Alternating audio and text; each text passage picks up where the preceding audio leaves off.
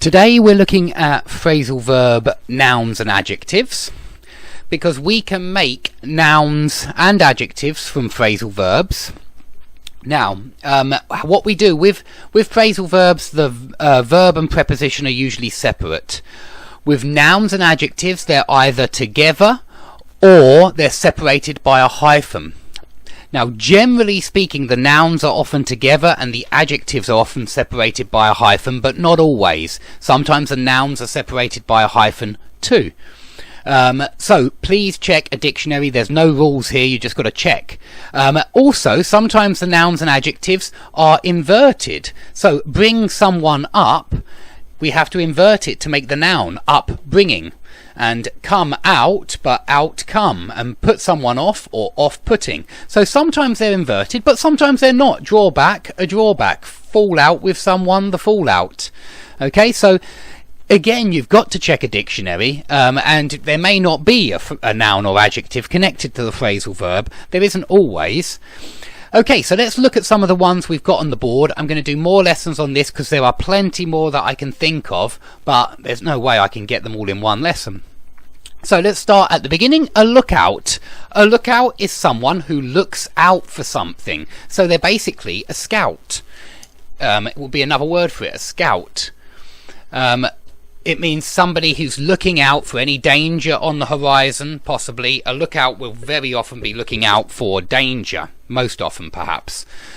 So the military might have a lookout, you know, a small division, a unit of troops might have a scout, a lookout, to make sure that no danger is approaching.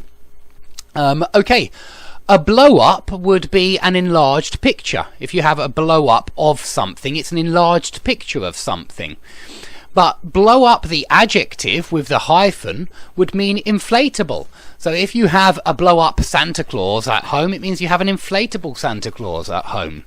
So remember that blow something up, it doesn't only mean explode or detonate a bomb, for example.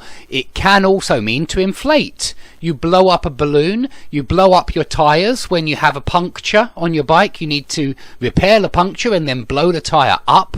So please remember it also means inflate as well as explode, blow up. Okay, a backup.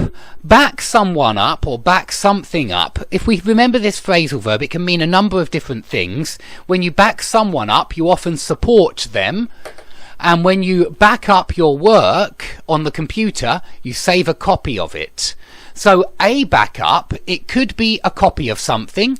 So I have a backup of all of the work that I've saved on the computer, and it's all saved on a hard drive. My backup is on my hard drive and on another computer as well, just in case.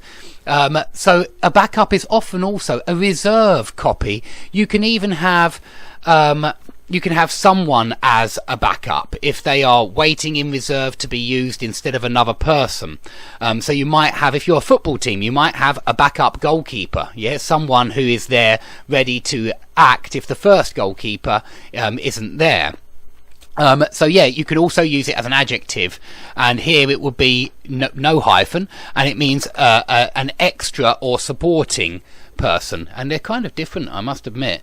Yeah, if you have a backup goalkeeper, it means you have an extra one who's ready to take over in the event that the first man isn't able to. He can fill in for the first guy. But if you have someone who's singing backup vocals, they're singing supporting vocals. Okay, so if you have a backup plan, it's an extra plan in case the first plan doesn't work, also known as a fail-safe. Okay, so it's just in case the first plan fails, you have a backup plan. Okay, if there is a breakout, you're normally talking about a prison, and the prisoners have broken out of prison. They have decided to run away, to escape. But if you have an outbreak, then it's normally an outbreak of a disease. It's like an epidemic. we've had an outbreak of flu in this town, or we've had an outbreak of measles. Could be any kind of disease. I just wanted to remind you here, we often talk about the onset of a disease as well, which is also a phrasal verb noun. We talk about the onset of a disease, which is the beginning of the disease, the opening stages of a disease. And we also talk about the onset of winter, meaning the beginning of winter. But it's another phrasal verb noun.